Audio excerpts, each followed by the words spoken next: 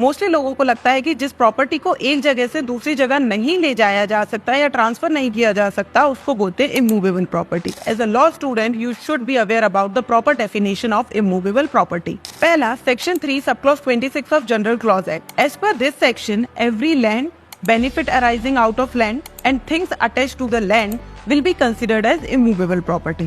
Land here refers to everything which is above, below and upon the land. Second is every benefit which is arising out of land will be considered as immovable property. Third is things which are permanently attached to the earth. अब ये permanently attachment क्या होता है, इसके लिए हमें जाना पड़ेगा section 3 of TPA.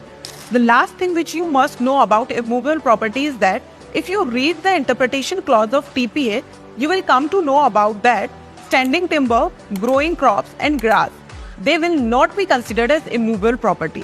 अभी तो हमने पढ़ा कि जो भी चीजें लैंड से अटैच्ड हैं उनको इमूवेबल प्रॉपर्टी कंसिडर करेंगे, पर यहाँ पे हम स्टैंडिंग टिम्बर, ग्रोइंग क्रॉप और ग्रास को इमूवेबल प्रॉपर्टी कंसिडर नहीं कर रहे हैं।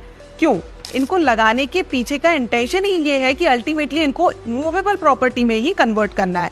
फॉर एग्जाम्पल, स्टैंडिंग टिम्बर ऐसे पेड़ों को बोलते हैं जिनकी लकड़ियों को ही यूज करते हैं अल्टीमेटली, तो उनको लगाने के पीछे का इंटेंशन ये है कि जैसे ही वो बड़े होंगे उनको मूवेबल प्रॉपर्टी में कन्वर्ट करके बेच देंगे काट के, इसीलिए इनको मूवेबल प्रॉपर्टी कंसिडर नहीं किया जाता है।